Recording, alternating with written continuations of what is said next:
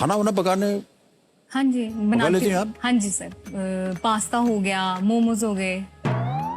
हाँ जी ये मोमो कई बार हमने नाम सुना है तेरे। सर, पहाड़ों में तो आपको मिलेंगे ही मिलेंगे। हमको अभी तक समझ में नहीं आया कि मोमो होता क्या है। सर मैं आपको बना के खिलाऊंगी पक्का। और इतनी देर कौन इंतजार करेगा? बड़ा अजीब सा नाम है, मोमो।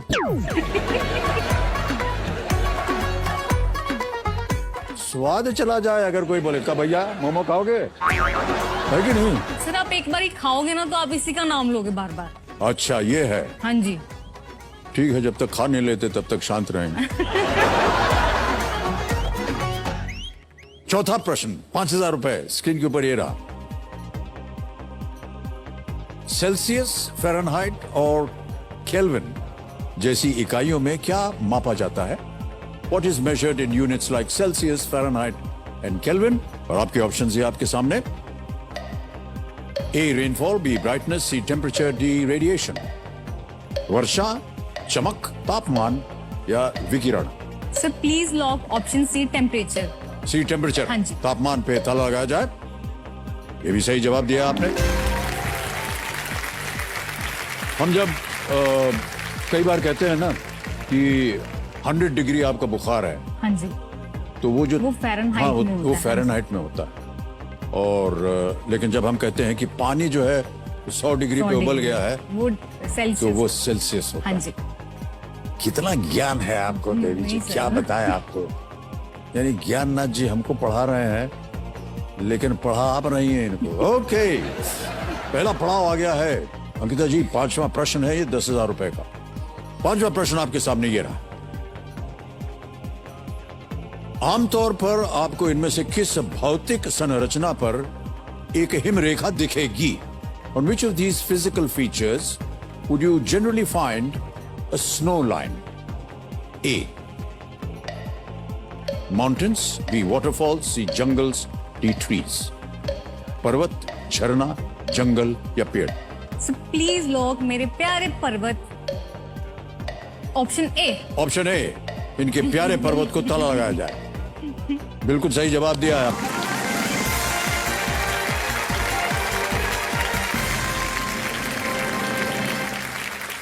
तो स्नो लाइन जो होती है वो भू पर एक रेखा होती है जिसके बाद परमानेंट स्नो कवर होता है।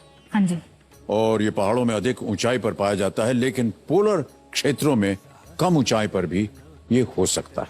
और पहला पड़ाव पार हो गया। अब 5 से 10 तक आपको मिलेंगे 60 सेकंड। छठा प्रश्न, 20,000 रुपए। अंकिता जी, आपके स्क्रीन के ऊपर ये रहा। ये एक और इमेज प्रश्न है। इनमें से कौन सा जीव अंडे देता है? हाँ जी। Which of these creatures lays eggs? तस्वीर दिखाई जाए।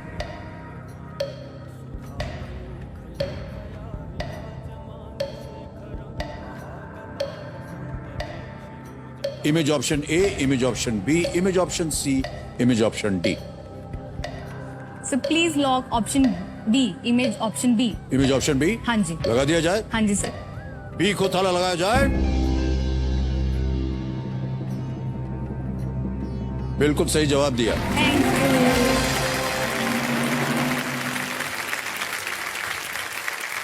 यू। इतना तो बता दे, ये जानवर कौन सा है? सर ये टर्टल। कछुआ सरीसृप या रेप्टाइल्स होते हाँ हैं जी। और समुद्र तटों पर ये अपने अंडे देते हैं। हाँ जी। उड़ीसा में ऑलिव रिडली टर्टल्स का जन्म एक बहुत ही प्रचलित दृश्य है।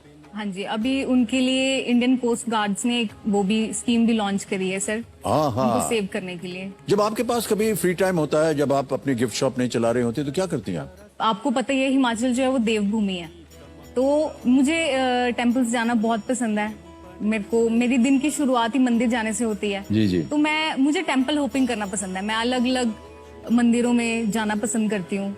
उनमें से ही मैं आपको एक मंदिर की तस्वीर दिखाना चाहूंगी। Can we have that photo? हाँ जी सर। जी बताइए। सर ये भरमौर में 84 टेम्पल है, वहाँ पे 84 अलग अलग देवताओं के मंदिर हैं।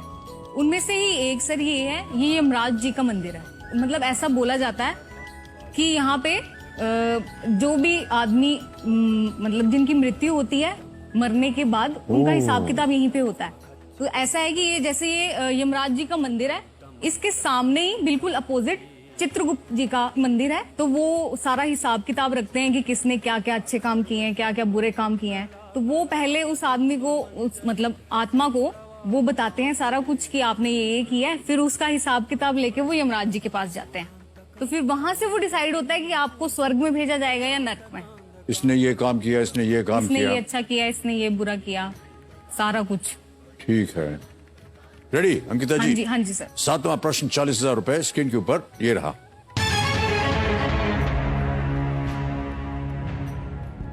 मोंगरा, लच्छा और जर्दा किस उत्पाद के प्रकार हैं जिसका जम्मू और कश्मीर एक प्रमुख उत्पादक है? मोंगरा, लच्छा एंड जर्दा are types of what product of which Jammu and Kashmir is a major producer? Option सुनिए। ए saffron, B walnut, C apple, D apricot।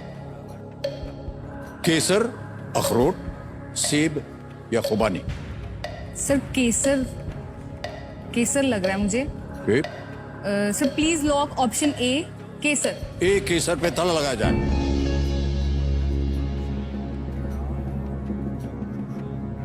ये भी सही जवाब है आपका।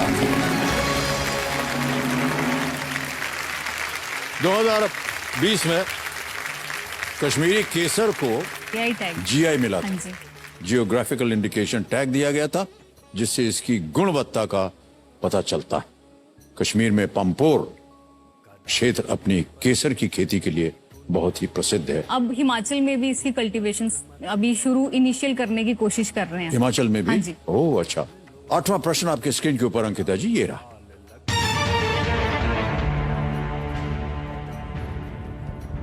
भारतीय नौसेना के नए नौसैनिक ध्वज के भीतर अष्टकोणीय आकार का प्रतीक किस राजा की शाही मुहर से प्रेरित था?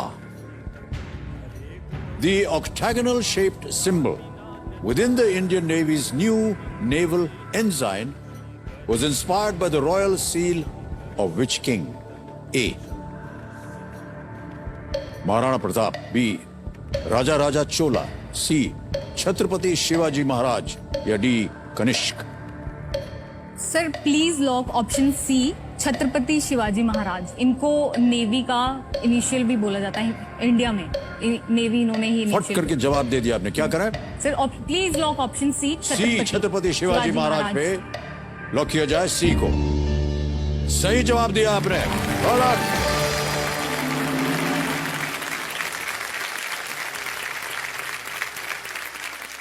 सील में नेवल मोटो भी लिखा हुआ है, हाँ जी, शन नो वरुणः, हाँ जी। अर्थात जल के देवता वरुण को हमारा हमारे नमन लिए है। मंगलकारी रहे, जी। या बी ऑस्पिशियस अनटू अस ओ वरुण। और साथ ही स्टेट एम्बलम और एंकर का सिंबल है। इसे सितंबर 2022 में प्रधानमंत्री श्री नरेंद्र मोदी जी ने इसकी अनवेलिंग की थी। पश्चिमी तट पर एक बहुत ही सशक्त नौसेना स्थापित करने के लिए इसे छत्रपति शिवाजी महाराज को समर्पित किया गया। हाँ जी। बिल्कुल सही कहा आपने। Well played.